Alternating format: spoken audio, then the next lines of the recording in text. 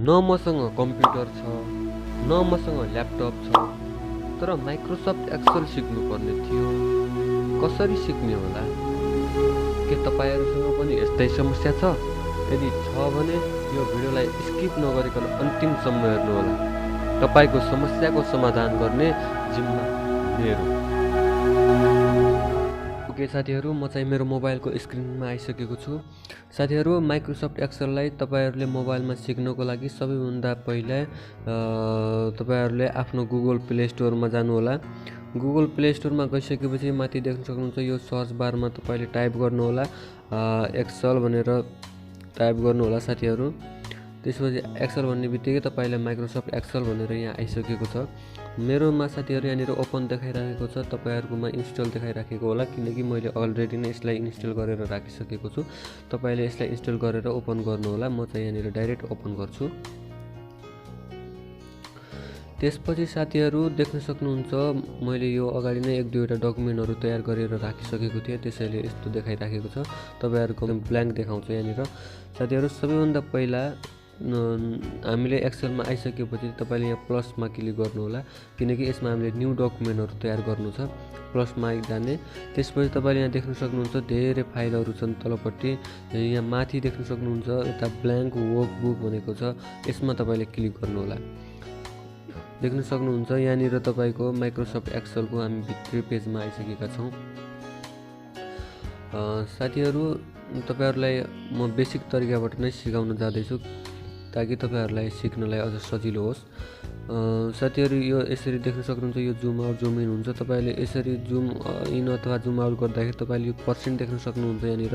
यो पर्सेन्टलाई चाहिँ तपाईले 100 मा राख्नु होला। 100% राख्नु भयो भने तपाईको यो एकदमै फिट स्क्रिनमा आउनेछ।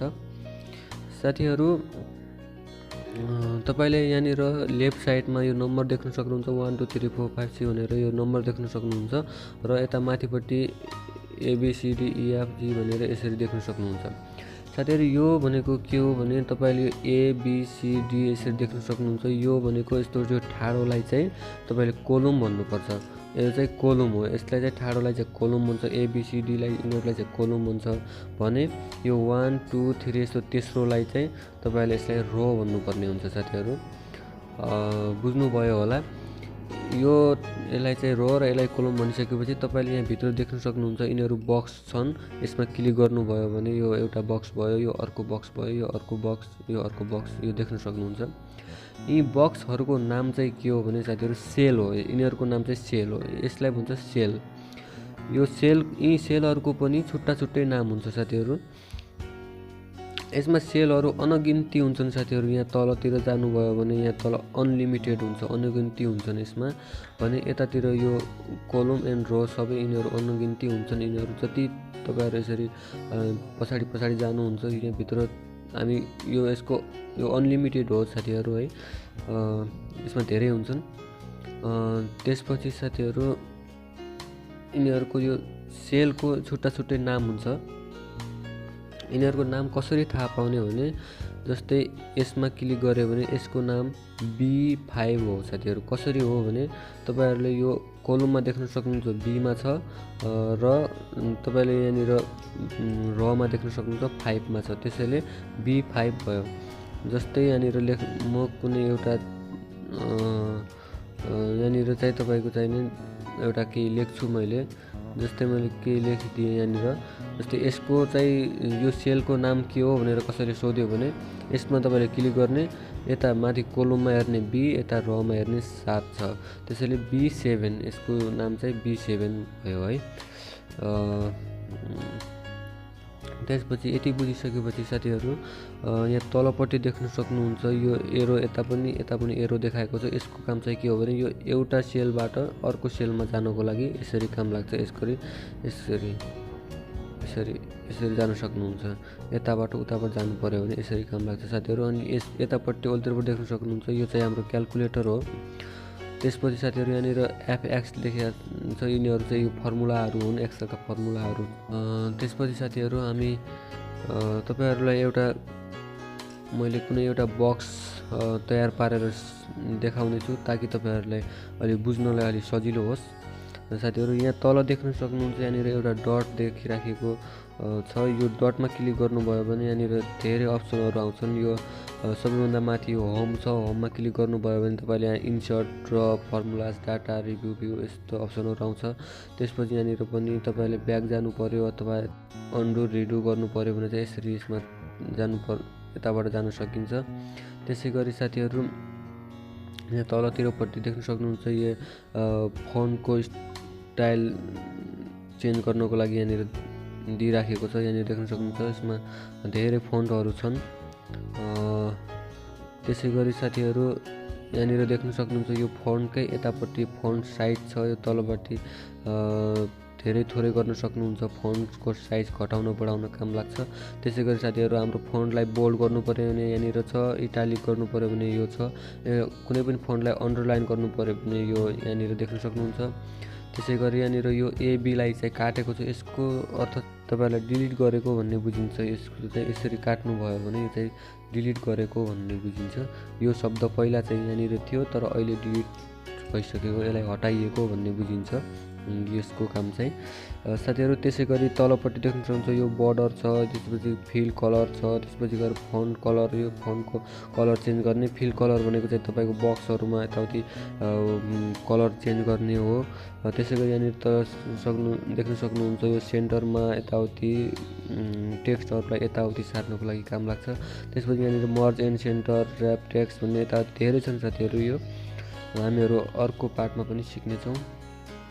अहिलेलाई चाहिँ तपाईँहरूलाई मैले एउटा बक्स बनाउन सिकाउने छु ताकि तपाईँहरूलाई बुझ्नलाई अलिक सजिलो होस्। सबैभन्दा पहिला हामी यो एबाट पनि सुरु नगर्नु होला, बीबाट पनि सुरु नगर्नु होला अथवा सीबाट सुरु गर्नु होला। किनभने यो यता पनि अलिकति हामीले मार्जिन राख्नुपर्ने हुन्छ। हामीले प्रिन्ट गर्दाखेरि यताउति काम लाग्छ। जस्तै मैले यहाँनिर एउटा नेम लेख्छु, नेम। त्यसै गरी अर्को कोलममा चाहिँ मैले पार्टिकुलर लेख्छु।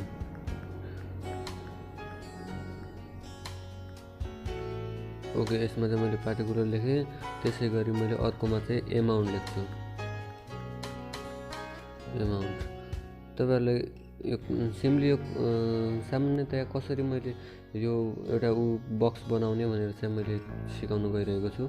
जस्तै यहाँनिर नाम दिन्छु मैले एउटा उदाहरणको लागि। त्यसै गरी अर्कोमा जानु होला। जस्तै एउटा अब मोबाइल लेखिदिन्छु मैले, मोबाइल लेखेँ मैले। अब एमाउन्टमा चाहिँ जस्तै 12,000 यसरी मैले लेखेँ। त्यसै गरी तलतिरपट्टि राम लेखिदिन्छु मैले। अर्कोमा पनि एउटा मोबाइल नै लेखिदिन्छु। त्यसै गरी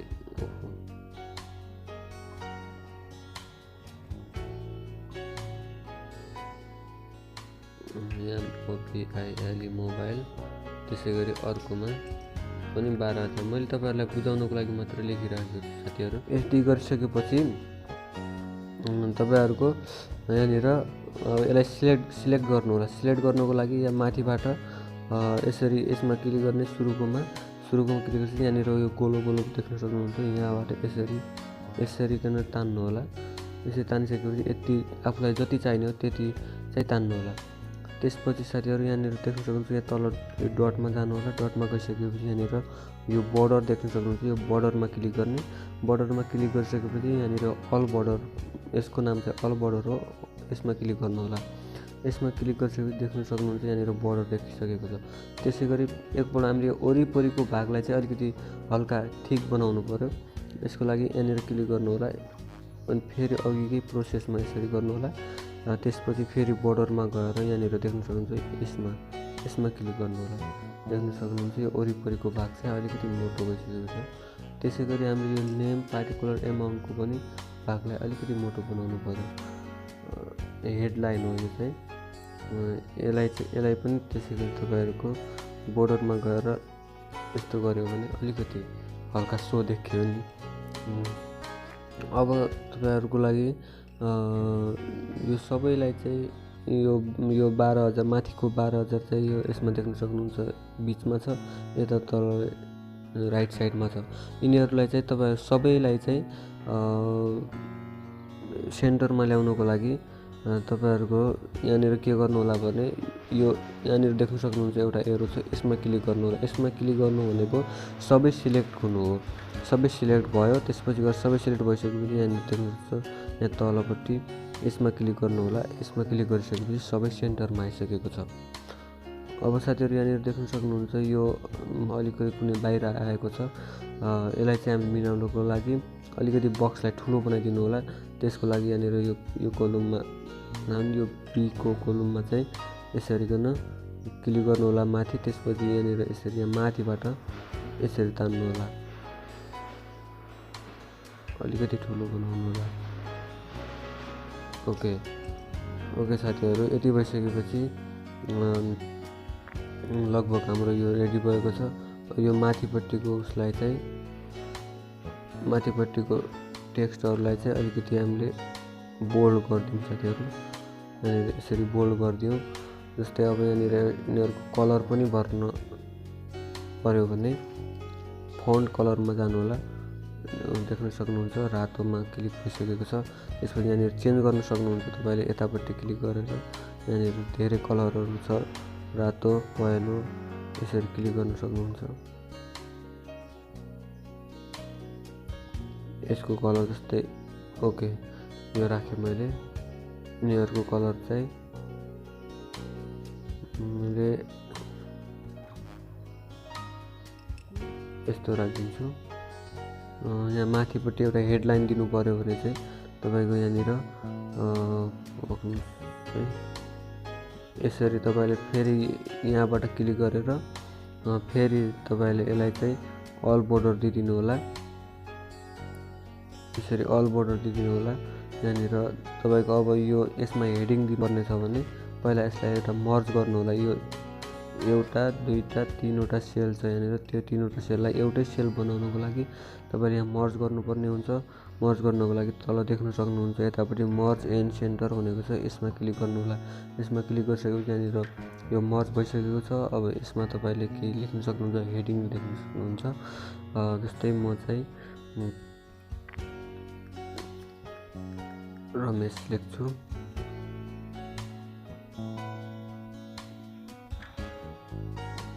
ओके यसको चाहिँ त मैले यहाँनिर ब्याकग्राउन्ड दिदिन्छु। यसरी ब्याकग्राउन्ड दिएँ। यसै गरी तपाईको यहाँनिर यसलाई बोल्ड गरिदिन्छु अनि टेक्स्ट कलर चाहिँ मैले रेड गरिदिन्छु। ओके साथीहरु, यसरी मैले एउटा बक्स तयार गरेको छु। यो भिडियोमा यति नै गरौँ साथीहरु। अर्को भिडियोमा तपाईहरुलाई सिकाउने छु। त्यसको लागि साथीहरु कमेन्ट गर्नु होला तल तपाईहरुलाई यो भिडियो राम्रो लाग्यो कि लागेन, यो भिडियो कस्तो लाग्यो, तपाईहरुलाई मन पर्यो अथवा परेन कमेन्ट गर्नु होला साथीहरु। मैले यो भिडियो बनाइरहँदाखेरि तपाईहरुलाई कहीँ कतै मिस्टेक भएको हुन सक्छ साथीहरु, त्यसको लागि क्षमा चाहन्छु। मलाई सुधार्ने मौका दिनु होला भन्दै यो भिडियोबाट बिदा हुन्छु साथीहरु। Okay bye bye.